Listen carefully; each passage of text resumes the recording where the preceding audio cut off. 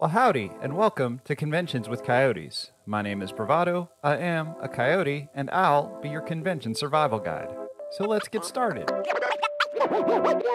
I've talked a lot in the past about having a sense of purpose, and how that directly impacts the outlook that I have on the task at hand. And that includes going to furry conventions, which is why I have so much trouble with long periods of sort of aimless wandering. And that's why last time when I was talking about making friends, I made sure to mention scheduling time with them, because that schedule contributes to structure and that structure can contribute to purpose. Now, if you're nodding along and thinking, well, yeah, having some purpose would maybe enhance my convention experience, but you're not sure where to begin, I've got a real easy solution for you. Have you considered volunteering? Thanks for not just shutting off the video and leaving as soon as I said that. And if you did leave, but left the video playing, that at least contributes to my watch time, so I guess that's okay too.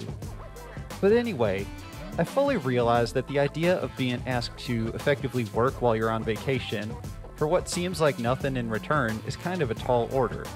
But if you'll hear me out, I can explain why volunteering, or to a greater extent staffing, ends up really being a win-win for both you and the convention. Now, I don't know if this is common knowledge or not, so you might be surprised to learn that most furry conventions are volunteer organizations, which means even people with staff titles aren't being paid anything. And that means that if you took away everybody who was volunteering their time to make the convention succeed, you wouldn't just have a convention with limited functionality, you simply just wouldn't have a convention. And that's why it's hard to overstate the value of people being willing to volunteer their time. Now, this isn't intended to be a guilt trip, and I'm not saying you need to unequivocally go out and volunteer at every convention that you go to. What I am saying is if it's an event you really value, given a couple hours of your time over and above your registration is a way to go above and beyond. There's this saying that everybody should work in food service or retail at least some point in their lives as a lesson in empathy, and I agree with that. I think you can apply that same logic to furry, and by volunteering or staffing a con, it gives you an opportunity to pull back the curtain and see the organized chaos that goes on behind the scenes of even the largest convention. Now, this isn't an attempt to get you to give them a hall pass for bad decision making, but it's just an effort to understand that behind every convention are a bunch of people trying to do the best they can, and inevitably wires are going to get crossed. So at worst, you might learn a little more patience and understanding in how these decisions are made and how these things happen, and at best you can be part of the solution that prevents them from happening again in the future. Remember when I was talking about structure and purpose? Well, here they are. But it's important to realize that signing up to volunteer or staff doesn't mean you're signing away your entire weekend. There are certainly people who spend the duration of the weekend working, but that's because that's what they choose to do, and that's what they get fulfillment from. You can just as easily sign up for a couple hours here and there. The thing about volunteer organizations is they will take as much as you can give them, so it really is on you to know when to say when.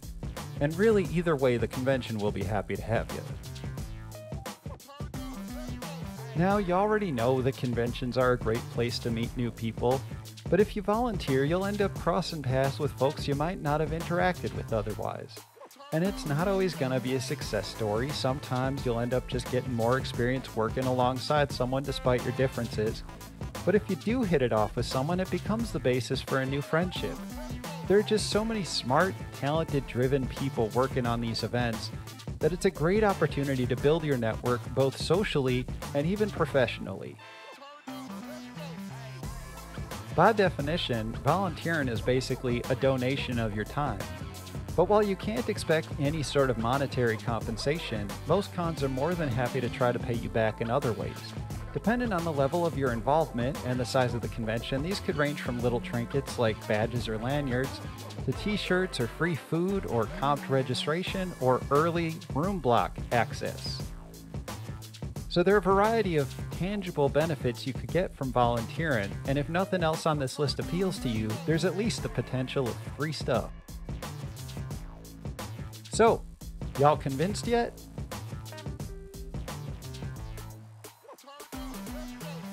Alright, well, I'll give you some time to think about it, but Should you decide you do want to volunteer or staff a con, the next step would be to head over to their website and look for a page about staffing or volunteering. And if you can't find that, shoot them an email or maybe even send them a tweet, and hopefully they'll get back to you with the person to talk to. I'm just now realizing I didn't talk at all about running panels, so I guess I'll have to save that for a future episode. But in the meantime, thanks for letting me be your guide, and I'll catch y'all later. Let's go.